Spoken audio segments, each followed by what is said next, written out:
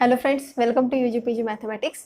इस वीडियो में हम लीनियर अलजेब्रा के कुछ क्वेश्चन सॉल्व करेंगे और इसमें मैं आपको बहुत सारे सिंपल और शॉर्ट ट्रिक्स बताऊंगी जिसके यूज़ करके आप बहुत सारे क्वेश्चंस इजीली सॉल्व कर सकते हो। इन एटलीस्ट 2 सेकेंड में आप दो ऑप्शंस तो डिस्कार्ड कर ही सकते हो। तो हर एक क्वेश्चन में आपको ये पता होना चाहिए कि ऑप्शंस डिस्कार्ड करने कैसे करने हैं, और इसके लिए मैं आपको ट्रिक्स बताऊंगी। सो देखते हैं, तो आप बहुत ही कम समय में बहुत क्वेश्चंस अटेम्प्ट कर सकते हो, and that is important for exam point of view. So let's start. This question is from inner product. हमें क्या दिया है, 4 ऑप्शंस दिए हैं और उसमें से कौन सा इनर प्रोडक्ट है वो चेक करना है। Where alpha and beta is vector in R2 x1 x2 comma y1 y2। ठीक है, तो अब क्या करना है, जस्ट चेक करने हैं कौन से ऑप्शंस हम डिस्कार्ड कर सकते हैं। तो आप क्या करो, जो भी स्क्वायर टर्म्स रहते हैं, that means x1 square y1 square जैसे सेकेंड ऑप्शन में है, तो आप उसको डिस्कार्ड ही कर दो। वो इनर प्रोडक्ट कभी भी नहीं हो सकता। उसके बाद जब भी आपके पास माइनस साइन आता है, जैसे कि फोर्थ ऑप्शन में देखो, second term is -2 times x1 y2 and third term also -2 times x2 y1। तो जब भी ऐसे निगेटिव साइन के टर्म आते हैं, that can not be inner product. ठीक है, तो आप सेकेंड एंड फोर्थ ऑप्शन ऐसे ही डिस्कार्ड कर सकते हो, मतलब उसके बारे में सोचना ही नहीं है। तो बस 2 सेकेंड में उसको डिस्कार्ड कर दिया। अब बाकी के कितने ऑप्शंस बचे, 2, फर्स्ट एंड थर्ड। ठीक है, तो फर्स्ट ऑप्शन के लिए आपको ये पता होना चाहिए कि इनर प्रोडक्ट मतलब सिमेट्रिक भी होता है ना। तो सिमेट्रिक के लिए ये जो देखो, x1 y1 plus 3 times x1 y2 plus 2 times x2 y1 plus 5 times x2 y2। Symmetric के लिए क्या चाहिए हमें, ये जो 3 है एंड ये कोएफिशिएंट है 2, x1 y2 का एंड x2 y1 का, दैट मस्ट बी सेम। ठीक है, तो ये सेम नहीं है ना, यहाँ पे 2 इज नॉट इक्वल टू 3, तो ये भी इनर प्रोडक्ट नहीं है। अब सिर्फ तीसरा ऑप्शन बचा है, so that is inner product. और आप ये कर सकते हो कि अभी इसके लिए आपको काउंटर एग्जाम्पल देना पड़ेगा। So you can check that if you take the first case, that is first option, then take alpha equal to this and take beta is equal to 1 comma 0, then for this pair of alpha beta, just note that this alpha beta is not equal to beta alpha, that means this function is not symmetric। ठीक है ना, तो symmetric का ये property satisfy नहीं करता है। Then for the third option, sorry for the second option, you take that alpha to be 1 comma 1। तो इनर प्रोडक्ट की सबसे इंपॉर्टेंट प्रॉपर्टी क्या है, अगर आपके पास कोई भी अल्फा है तो alpha with alpha must be strictly greater than 0 whenever alpha is not 0 vector. ठीक है, तो यहाँ पे हमने अल्फा क्या दिया, 1 comma 1 विच इज नॉट 0। और अगर आप ये कंप्यूट करते हो सेकेंड के लिए, तो it is not greater than 0। ठीक है, इनर प्रोडक्ट कंप्यूट किया तो। सो अब फोर्थ ऑप्शन देखते हैं। सो फोर्थ ऑप्शन के लिए आप फिर से यही प्रॉपर्टी यूज करो, that is inner product of alpha with alpha is always greater than 0 for alpha non 0। ठीक है, so alpha, you take that alpha to be 2 comma 1, then for that alpha we will get inner product of alpha with alpha is not greater than 0। ठीक है, तो ये हुए counter examples for this question. Now let us see why this third option is correct. So third option में आपको क्या दिया है, that inner product is just 2x1 y1 plus 5 times x2 y2। ठीक है, ये inner product है क्या, ये चेक करना है। तो अगर आपके पास इसके लिए एक शॉर्ट ट्रिक है, that is if you have some vector x1 x2 and y beta equal to say y1 y2, then अगर आपके पास ऐसा कुछ फंक्शन है which is equal to say p times x1 y1 plus q times x2 y2, then ये function कब inner product होगा, उसके लिए एक कंडीशन है, this p and q must be positive real numbers, then only this becomes inner product. ठीक है, तो यहाँ पे देखो, अब 2 and 5 are positive real numbers and this is same, right, x1 y1 x1 y1 x2 y2, right? So this is inner product, or you can check all the 3 properties of inner product. this becomes inner product. So third option is correct. Now let us solve the next question. So this is also about inner product. We have given norm of alpha equal to 2 and norm of beta equal to 3 and norm of alpha plus beta equal to 5 and we have to calculate norm of alpha minus beta. तो इसके लिए आपको एक identity याद करनी है. So alpha plus beta इसका norm लिया प्लस अल्फा माइनस बीटा इसका नॉर्म लिया. So this is just equal to 2 times norm of alpha square plus 2 times norm of beta square. ठीक है, इसको याद करना है या फिर आप इसको सिंपली डिवाइड भी कर सकते हो. So how to derive this? देखो, norm of alpha plus beta square मतलब क्या होता है, ये आप इनर प्रोडक्ट लो अल्फा प्लस बीटा का विद इटसेल्फ. ठीक है, तो इसको कैसे सॉल्व करेंगे? देखो, alpha with alpha then plus alpha with beta then plus beta with alpha then beta with beta. ठीक है, अब हमें पता है अगर इस alpha with alpha inner product क्या आता है, norm of alpha square then alpha beta is same as beta alpha. हम रियल वेक्टर स्पेस में है. So this is 2 times alpha beta then plus beta beta क्या आएगा, नॉर्म ऑफ बीटा स्क्वायर. ठीक है, सिमिलरली अगर आपने ये फाइंड आउट किया alpha minus beta with alpha minus beta inner product, so this is just equal to norm of alpha minus beta square. Right, अब देखो यहाँ पे माइनस है, यहाँ पे माइनस है, तो बस ये साइंस चेंज हो जाएंगे क्योंकि ये minus of minus beta plus beta का इनर प्रोडक्ट विद बीटा आ जाएगा. So this is just same as norm of alpha square minus 2 times alpha with beta इसका inner product plus norm of beta square. ठीक है, ऐसा आ जाएगा आपके पास. अब क्या करना है, आपने अगर इन दोनों को ऐड कर दिया तो आपको क्या मिलेगा, दिस आइडेंटिटी. ठीक है, so by using this now just substitute the values of given this norm of alpha and norm of beta and norm of alpha plus beta. So what is that, this is just 5 square plus this is same as alpha minus beta इसका norm plus 2 times norm of alpha square. Norm of alpha is 2, so this is 4.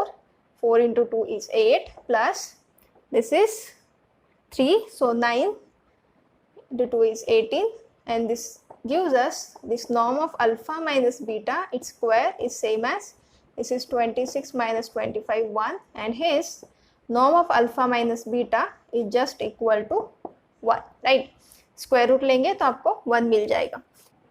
So first option is correct.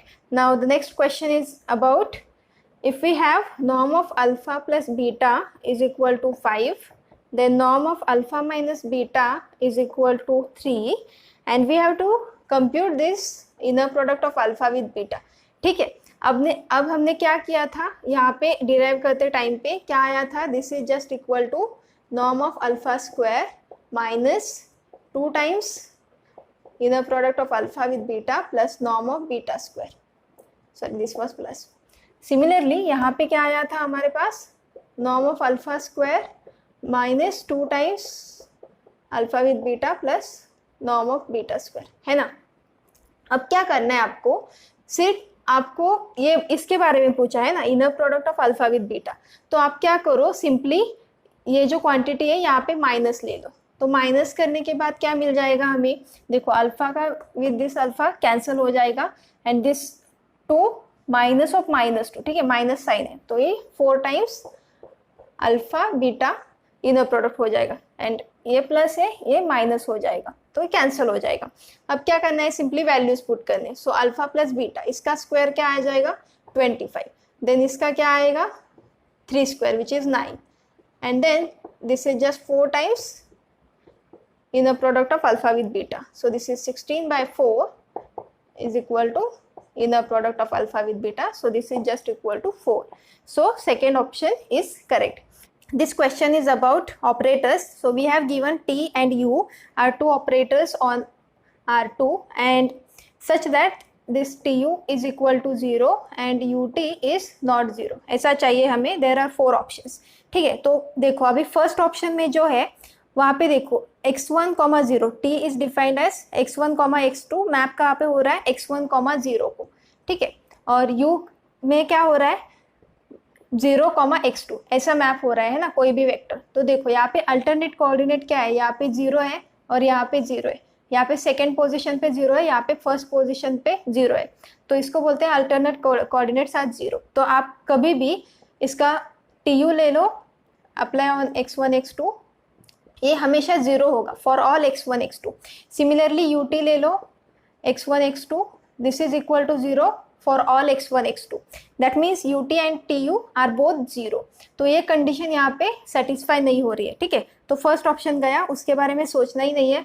Now look at the fourth option. So fourth option में क्या है, आपको यहाँ पे 0 0 दिया है, ठीक है, T इज 0 है ना, 0 0 को मैप हो रहा है, तो TU तो 0 ही हो गया। जब भी आपके पास कोई भी एक 0 है तो उसका TU equal to 0 and UT is equal to 0, ऐसे ही होता है, ठीक है। एक 0 ट्रांसफॉर्मेशन है तो multiplication with any operator it will be 0। तो यहाँ पे भी ये कंडीशन सेटिस्फाई नहीं हो रही है, तो फोर्थ भी गया। अब देखो थर्ड में या फिर सेकेंड में, तो हमने दो ऑप्शन डिस्कार्ड कर लिए, अभी सेकेंड एंड थर्ड बाकी बचे। अभी सेकेंड देखो, सेकेंड में क्या करना है आपको देखना पड़ेगा। So we want TU equal to 0, right. So compute TU। Now TU of x1 x2 is equal to, क्या डेफिनेशन दिया है, पहले आपको U अप्लाई करना पड़ेगा। सो U अप्लाई करने के बाद क्या मिलेगा, x1 minus x2 x2 minus x1, right. अभी ये मिल गया। Now you apply T। So T of this is just equal to T of x1 x2, मतलब इसका क्या हो रहा है, सिर्फ x1 x1 हो रहा है, तो जो फर्स्ट कोऑर्डिनेट है वही लेना है आपको। This is just x1 minus x2, second is also x1 minus x2, right. And clearly this is not 0, है ना, ये यहाँ पे नॉन जीरो वेक्टर्स आ रहे हैं अगर आपने x1 x2 नॉट जीरो कुछ ले लिया तो, ठीक है। तो यहाँ पे TU इज नॉट 0, लेकिन हमें चाहिए ना TU इक्वल टू 0, तो ये नहीं हो रहा है। So the second option is also not true. तो हमने first second and fourth option discard कर दिए and therefore this third is correct, right. तो ये नहीं करना है आपको कि सारे के सारे इसके लिए चेक करते रहना है, आपको डिस्कार्ड करने आने चाहिए options.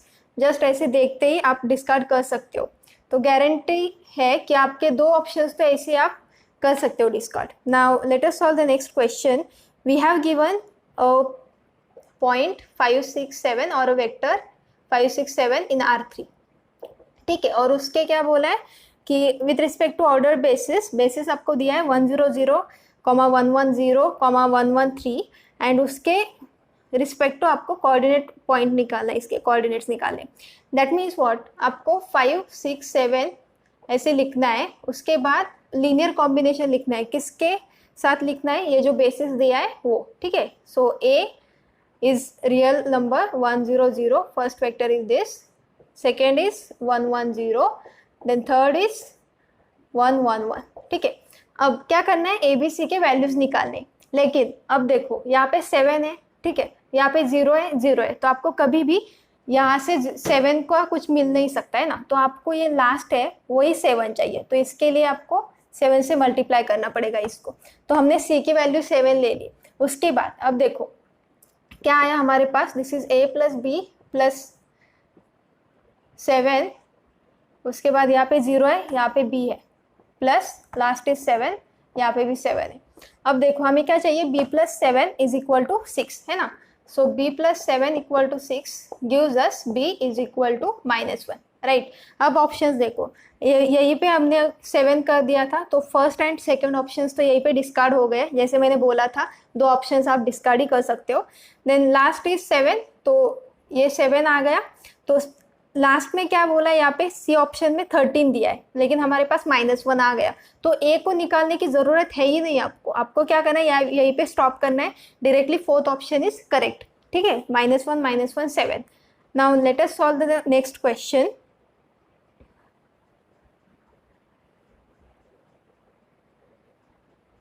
The next question is, if we have two vector spaces V and W over a field F, जो F है वो सेम ही होना चाहिए, and dimension of V is equal to dimension of W which is equal to N, ऐसे दिया है हमें, and T is non singular linear transformation. So T क्या है, non singular है linear transformation from V to W, ठीक है।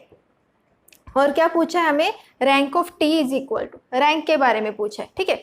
तो यहाँ पे एक इम्पॉर्टेंट बात है कि जब भी आपके पास नॉन सिंगुलर ट्रांसफॉर्मेशन है, इसका मतलब वो इन्वर्टिबल है, ठीक है। अब देखो इन्वर्टिबल है मतलब उसका जो रैंक होगा वो फुल होगा, ठीक है। फुल मतलब so rank of T is equal to dimension of W, ठीक है। In case if this T is invertible, तो rank of T is equal to ये जो डायमेंशन ऑफ होता है ना ये कोडोमेन का, that is the dimension of codomain, ठीक है, रैंक टी। अब देखो हमें क्या दिया है, dimension of W is equal to N, ठीक है। तो हमें क्या मिल गया, rank of T is equal to N, and hence this first option is the correct option. Let us solve next question. Let W1 and W2 be two subspaces of a vector space V. Then the smallest subspace, ये word important है, smallest subspace of V containing W1 and W2 both. तो ये vector space क्या होता है, W1 plus W2, ठीक है। ये जो सबस्पेस होता है of V which contains both, W1 भी होता है इसमें एंड W2 भी होता है, ठीक है, और ये स्मॉलेस्ट होता है। तो बस इतना एक ही रिजल्ट याद करना है आपको, ये क्वेश्चन आ जाएगा. So second option is correct.